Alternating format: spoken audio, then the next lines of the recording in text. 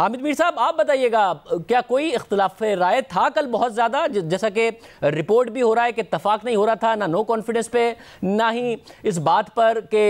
इस्तीफे दिए जाएं, और मौलाना फजल रहमान तो दोनों से ही नाराज़ नज़र आ रहे थे इस हवाले से, या जो अपोजिशन दिखा रही है वैसा ही है कि हाँ जी बड़ा इत्तफाक हो गया, 26 मार्च को लॉन्ग मार्च करेंगे, जून जुलाई में हुकूमत गिरा देंगे?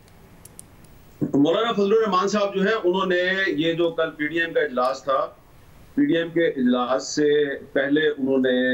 जो इख्तिलाफी अमूर थे उस पर काफी बात कर ली थी। तो जो कल का इजलास था ना, उसमें जो 20 सितंबर 2020 को जो एपीसी हुई थी और उसके बाद जो एक एलामिया जारी हुआ था, उस एलामिया के साथ एक एक्शन प्लान था, और उस एक्शन प्लान में जो 7 नुकात थे, तो जो उसका 7वां नुकता था, तो बिलावल साहब ने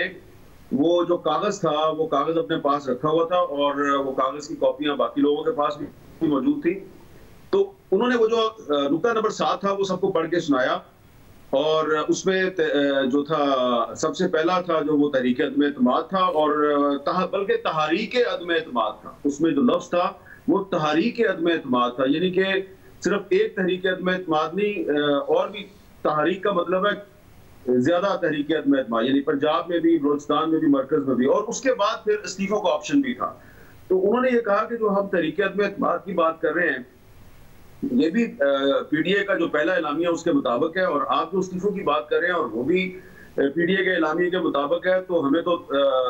इस्तीफों के ऑप्शन से कोई इख्तिलाफ नहीं है। तो इसके बाद ये बात खत्म होगी, और फिर उसमें यह तय हुआ कि ये सेनेट का इलेक्शन गुजर जाएगा तो उसके बाद होगा। लेकिन इसमें जो साइड लाइन्स पर जो गुफ्तगू हुई है वो ज्यादा इंपॉर्टेंट है। जो साइड लाइन्स पर गुफ्तगू हुई है उसमें मुस्लिम लीग नून के एक सीनियर रहनुमा जो है, उन्होंने पीपल्स पार्टी वालों को ये यकीन दिलाया है कि एक दफा लॉन्ग मार्च हो जाए, तो जैसे ही लॉन्ग मार्च का ऐलान हो जाएगा और उसके बाद जब हम इस्लामाबाद पहुंच जाएंगे, तो उसके बाद तहरीक अदम एतमाद के ऑप्शन पर भी मुस्लिम लीग नून राजी हो जाएगी। तो ये एक बड़ी अहम बात है। अब जो आप जून जुलाई की बात कर रहे हैं, उस जून जुलाई की बात जो है उसके बारे में मेरे इल्म में तो ऐसी कोई बात नहीं है कि ये कोई डिस्कशन हुई है कि जून जुलाई में हुकूमत गिरेगी। लेकिन जो मेरी इंफॉर्मेशन है वो ये है, मुस्लिम लीग नून है, उसने पीपल्स पार्टी को ये यकीन दिलाया है कि जो तहरीक अदम एतमाद है उस पर हम आपका साथ देंगे, लेकिन आप लॉन्ग मार्च और धरने पे हमारा साथ दें। तो मेरा ख्याल है कि इस पे कोई कंप्रोमाइज दोनों पार्टियों के दरमियान हो जाएगा। सोहेल भाई साहब, आप समझते, क्योंकि आज बिलावल ने कहा आज़ाद कश्मीर में कि जी आपके इलेक्शन से पहले ये हुकूमत गिरा देंगे, और ज़ाहिर है जून जुलाई की बात उस हवाले से सामने आती है। कोई जो सिमत की बात हो रही थी कि जी इस अपोजिशन की कोई सिमत नहीं नज़र आ रही है, जब 31 जनवरी की डेडलाइन गुजरी, वो 26 मार्च के लॉन्ग मार्च के अनाउंसमेंट के साथ वो सिमत का तयन होता है, या आपके ख्याल में अभी भी डायरेक्शन लेस नज़र आती है अपोजिशन? नहीं, देखिए, पहले तो ये है कि अपोजिशन, अगर हम सिंपल बात करें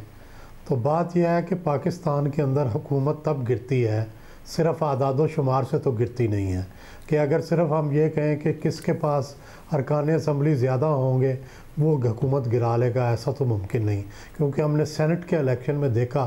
कि सेनेटर जिस तरफ ज़्यादा थे वो बेचारे जीत नहीं सके। तो इसमें इसका मतलब है दूसरे अदारों की भी इनपुट होती है। तो इसलिए पहली तो बात यह है कि जब तक हुकूमत और इस्टेब्लिशमेंट एक पेज पर है, उस वक्त तक हुकूमत को गिराना मुश्किल है। उस वक्त तक आप लॉबिंग कर सकते हैं, उस वक्त तक आप वीक कर सकते हैं, उस वक्त तक आप मुख्तलिफ हीलों बहानों से हुकूमत को एक्सपोज कर सकते हैं। और मेरा ख्याल है कि यही अपोजिशन को करना चाहिए। अपोजिशन फाइनल जो जिसको कहते हैं उसकी तरफ ना जाए, क्योंकि उसमें एम्बेरसमेंट होगी। अगर वो ये कोशिश करें कि हम इनको उतार देंगे जून जुलाई में या मार्च में, तो ज़ाहिर है कि उसमें तो वो कामयाब नहीं हो सकते। हाँ, हुकूमत को कमज़ोर करने का या उसको टारगेट करने का जो उनकी पॉलिसी है वो ज़रूर जारी रखें। और ज़ाहिर है वो पहले मरहले में कामयाब नहीं हुए, पहले मरहले में लाहौर का जलसा कामयाब नहीं हुआ जिसकी तवक्को की जा रही थी, और इस वजह से फिर लॉन्ग मार्च उसके साथ अटैच ना हो सका, उसके साथ इस्तीफे अटैच ना हो सके।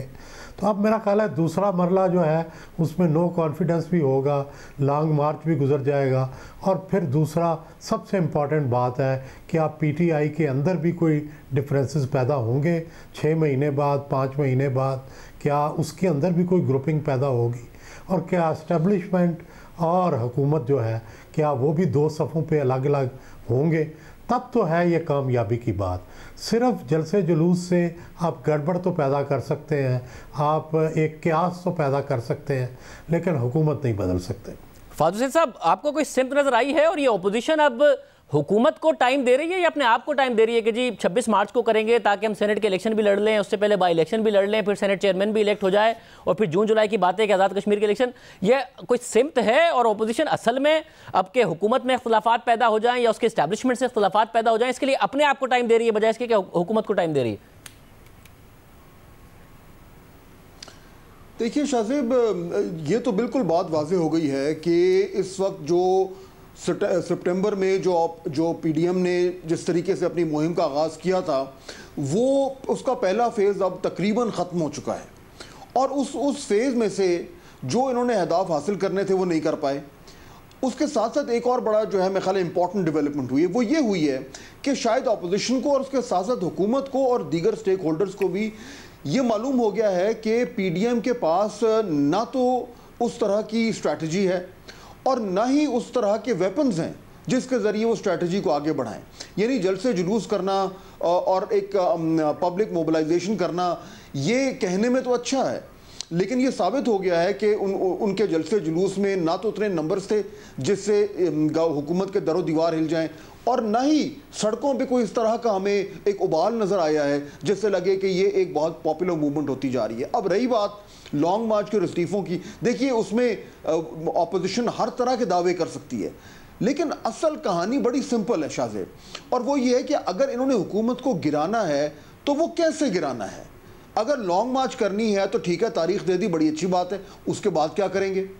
और अगर इस्तीफे देने हैं तो बड़ी अच्छी बात है, लेकिन जब दे देंगे तो उसके बाद क्या होगा, हुकूमत कैसे गिरेगी। तो वो जो एक टर्निंग पॉइंट है वो इनके पास नहीं है, और उसकी बुनियादी वजह यह है कि हुकूमत और इस्टेब्लिशमेंट इस वक्त एक पेज पर हैं। जब तक वो अलग अलग पेजेस पर नहीं होंगे, पीडीएम जितना मर्जी शोर मचा ले, अभी तक कोई ऐसी जो है इंडिकेशन नहीं है कि उसको हुकूमत गिराने में कोई कामयाबी हासिल होगी।